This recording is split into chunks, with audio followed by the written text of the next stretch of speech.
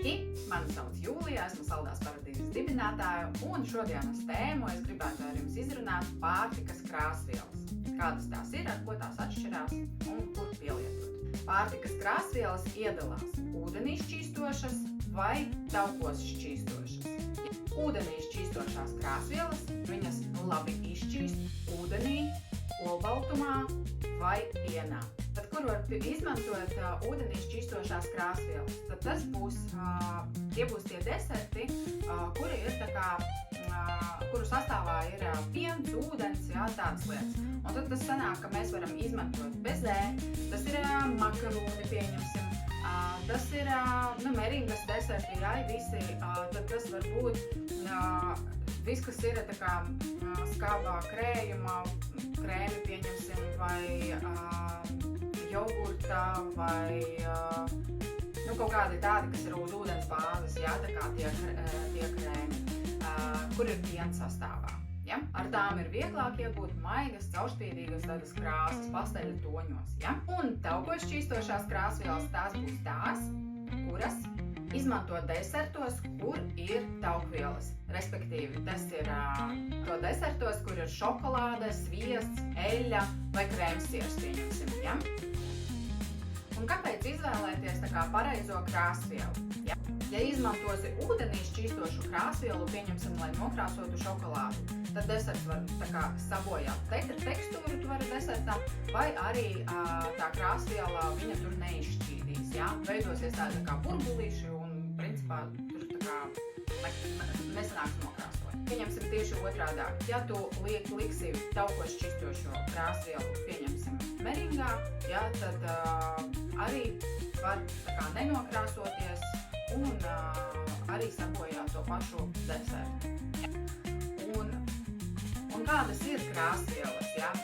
Krāsvielas var būt kā pulverveida, var būt kā gēlveida un var būt arī kā šķidrā veidā. Un te ir ļoti būtiski saprast, kuru krāsvielu izvēlēties, skatoties kādu desertu tu gatavo. Un pieņemsim, ja mēs gatavojam makaronus, tad tur vislabāk būs ūdenī šķīstošas krāsvielas, tā kā sastāvā ir pārsvarā meringa, un ūdenī šķīstoša krāsviela un labāk pulverveida. Jo, ja tu tāda krāsiņa kā kolormila, ar šādu krāsu makaronus var krāst. Viņa ļoti labi sadara ar makaroniem. Šo krāsu var arī krāsot meringas, jebkuru desertu, kur ir meringa. Tad šito krāsu krēmus arī var krāsot, tā kā pa lielam šī krāsviela būs tāda, ar ko var vairāk desertus nokrāsot. Bet tev mājās, pieņemsim, ja tu gatavosi arī, gribēs nokrāsot šokolādi, tad tev labāk būtu izmantot tieši taukos šķīstus. Ir vēl šādas krāsas, čokolāte mums Gemsā, viņas pārdodās, viņa ir pulverveida sausa krāsviela, un viņu lieto vairāk taukos šķīstoša krāsviela. Bet šo krāsvielu es arī izmantoju makaroniem, un makaroni sanāk, viss ir ok. Lai gan viņa ir taukos šķīstošā. Makaroniem patīk visvairāk tādas sausas pulvera veida, ja mēs runājam par makaroniem, bet ja mēs runājam par kaut kādiem citiem desertiem, pieņemsim ar šo, es varu nokrāsot šokolādi. Šito krāsiņu es arī pielieku, pieņemsim, krāsojot šokolādi, kad es gribās tādu miesas krāsu, tad es pielieku pie šokolādes drusciņu sarkano, un viņa sanāk tāda kā miesas krāsa. Šāda te pulveru veida no rozā krāsiņa, viņa tāda ļoti spilgta. Šo te krāsu makaroniem, man makaroni nesanāca, es ar šo arī mēģināju nokrāsot, lai gan viņa ir pulveru veida krāsviela. Un tad šī te krāsiņa būs baigi forši kādiem krēmiem. Ir vēl arī tāda krāsviela, kas ir kā gēlveida, šāda te, un viņa, kā mēs ar viņu krāsojam, tad paņemam uz zobu bakstāmā to krāsiņu un tad mēs pievienojam. Visvairāk es izmantoju šādas krāsiņas arī krēmiem, jo vēl ir kādas krāsas. Ir vēl dabīgās krāsas, ja? Dabīgi veidotas krāsvielas. Tā ir kurkuma, tā ir melena samalta, tā ir brūklene, tie var būt mačas tēja un tie var būt, lai būtu zaļš, ja?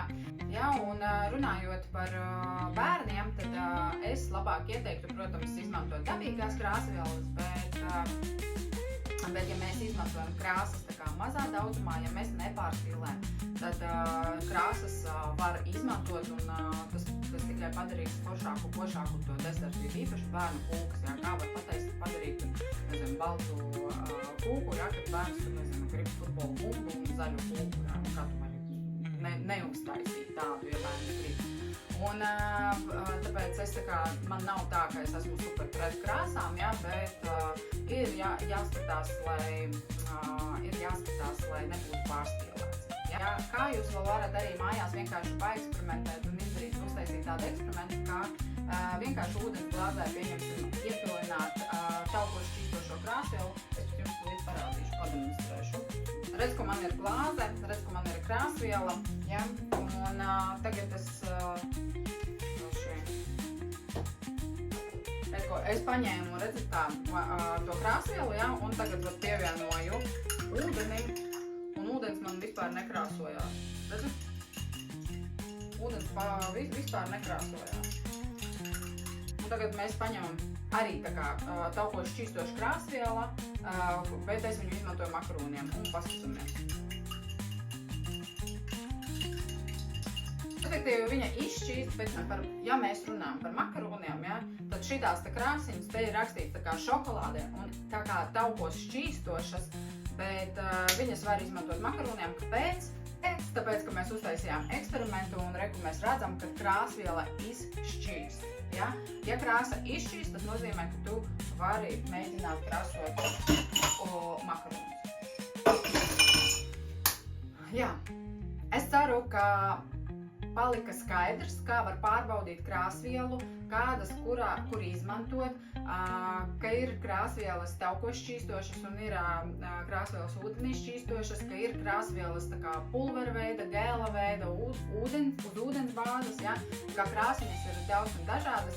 Viņas jūs varat arī mājās pārbaudīt, ja, vienkārši ar ūdens glāzi šitādā veidā tādu uztaisīt eksperimentu, un tad jūs sapratīsiet, vai jūs varēsiet nokrāsot to desertu vai nevarēsiet nokrāsot.